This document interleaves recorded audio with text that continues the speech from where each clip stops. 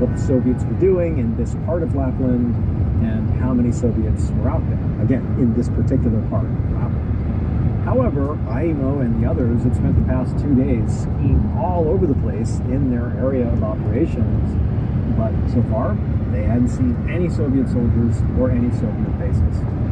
But, for Aimo, and probably for the other soldiers that he was with, this was ultimately a good thing. They were trained for combat, but they didn't necessarily want to come across Soviets and have a full-blown shootout. In part because the Soviets were just a bigger, more well-equipped military. And, they were also more advanced. And so if they got into a gunfight with them, who knows what would have happened. And so even though Aimo is sitting here feeling very sore, very tired as he melts his snow, he was ultimately feeling kind of grateful that this reconnaissance mission had proven to be pretty low-key.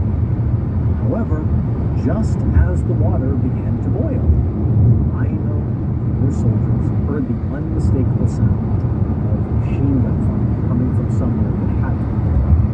And so immediately, Aimo and the others jump up, forget what they're doing, and they're looking to see where this gunfire is coming from.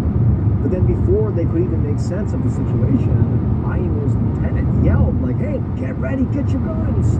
So they all scooped up their weapons. Aimo is picking his weapon up, and as he looks up, he looked off in the distance, maybe a quarter-mile away, and he was shocked to see an entire pack of Soviet soldiers bearing down on them. They were literally skiing down this mountainside right nearby, and they were obviously shooting their machine guns, not in random directions, but right at Aimo and the other men. They were clearly being attacked by these Soviets. Now, Aimo and the other men have clearly been...